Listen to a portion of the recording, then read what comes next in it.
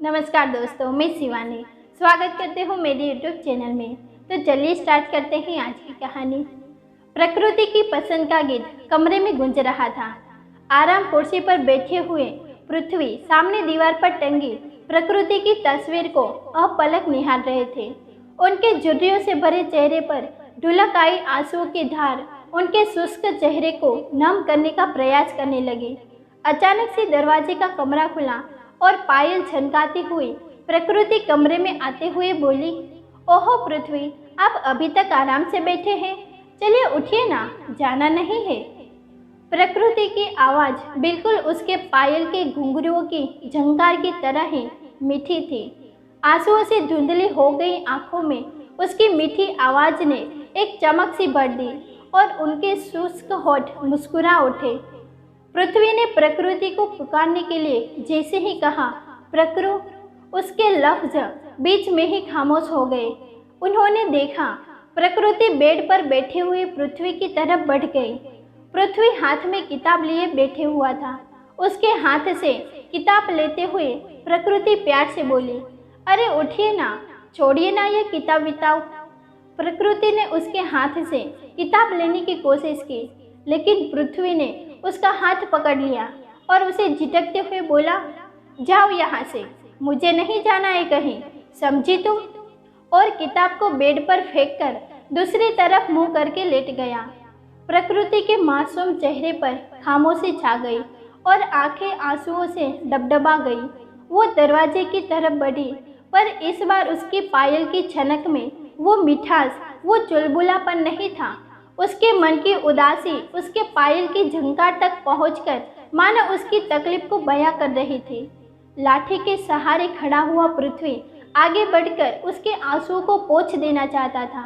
उसे बाहों में भरकर अपनी गलती की माफ़ी मांग लेना चाहता था।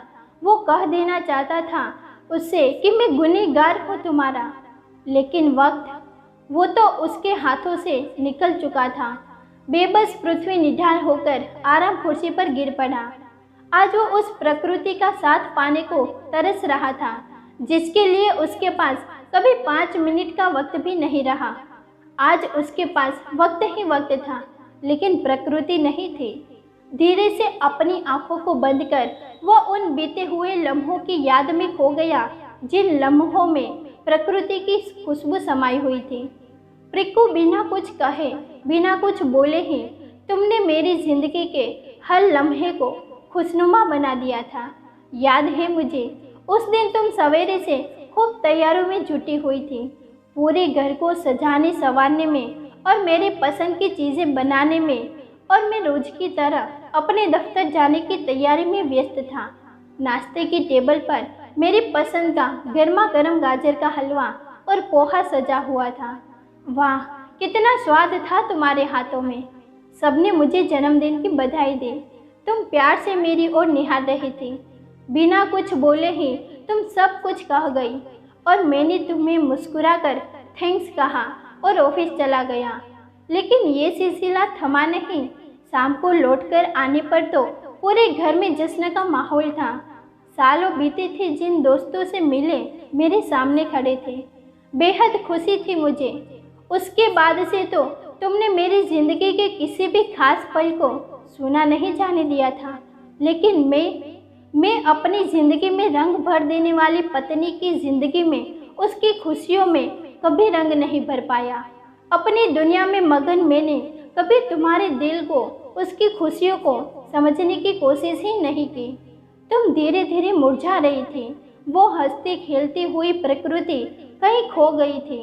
जिम्मेदारियों के बोझ तले दबी तुम अपने लिए जीना भूल गई थी।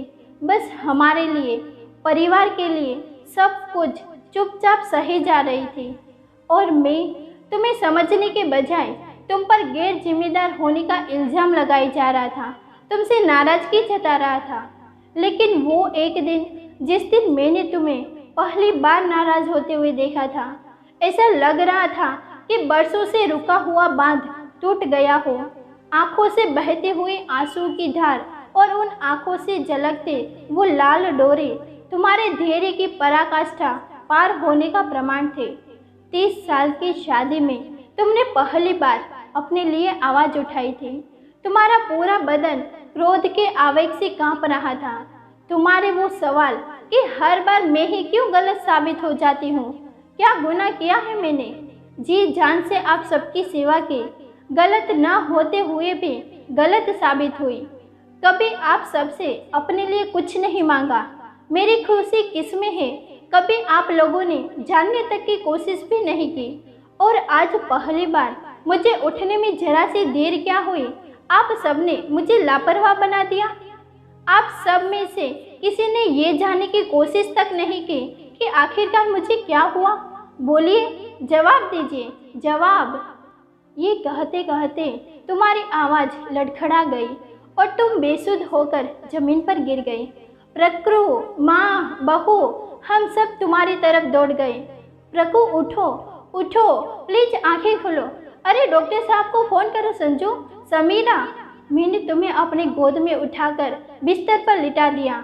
डैड, डॉक्टर आ गए। मैं रूंधे हुए गले से बोला, देखिए डॉक्टर साहब, क्या हुआ है प्रकृति को? देर रखिए मिस्टर पृथ्वी, मुझे देखने दीजिए। डॉक्टर साहब ने तुम्हें देखने के बाद हम सबकी ओर मुखातिब होते हुए कहा, मैंने इन्हें इंजेक्शन तो दे दिया है, थोड़ी देर में होश आ जाएगी। लेकिन क्या डॉक्टर साहब, क्या बात है? इनकी हालत काफ़ी सीरियस है, बहुत कमज़ोर हो गई है। कुछ टेस्ट लिख रहा हूँ, करवा दीजिए। डॉक्टर की बात मेरे दिमाग में घूम रही थी। आज महसूस कर रहा था मैं कि तुम कितनी खूबसूरती से मेरी ज़िंदगी को संभालती थी। तुम्हारा एक एक सवाल अंतर्मन में घूम रहा था।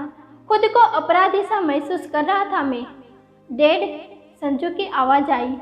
डैड, रिपोर्ट्स आ गई। मैंने रिपोर्ट्स लेते हुए उसकी ओर देखा। आंसुओं से भीगी हुई थी उसकी आंखें।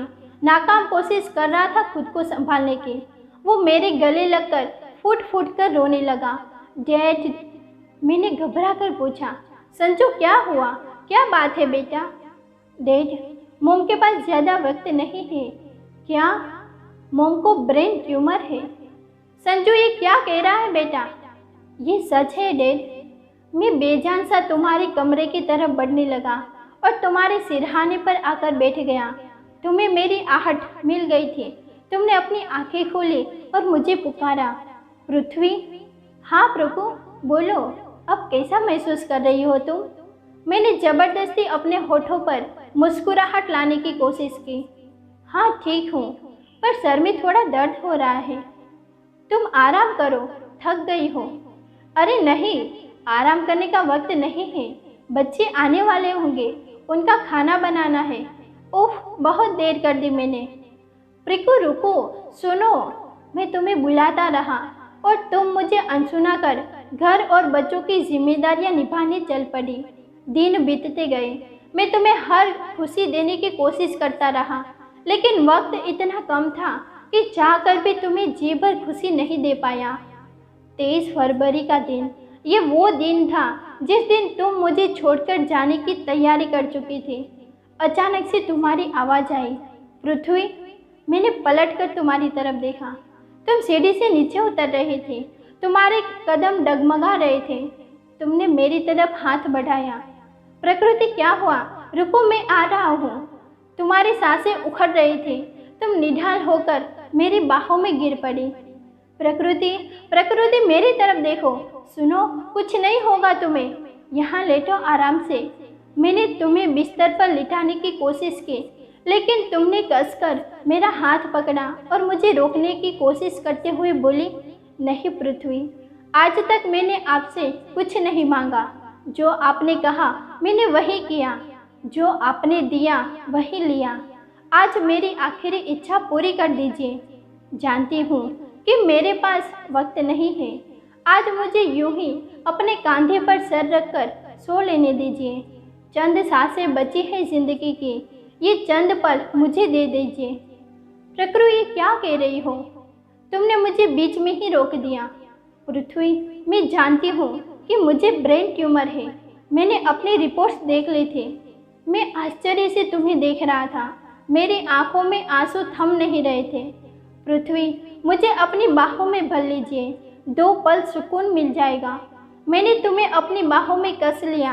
तुम अपना सर मेरे कंधे पर टिकाकर आंखें बंद कर उतरती चढ़ती सांसों के साथ ही गुनगुनाने लगी और अचानक एक खामोशी छा गई।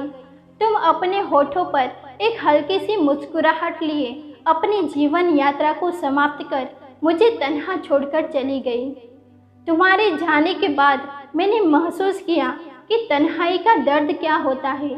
मैं तो तुम्हारे जाने के बाद तन्हा हुआ था, लेकिन तुम तो मेरे होते हुए भी तन्हा थे।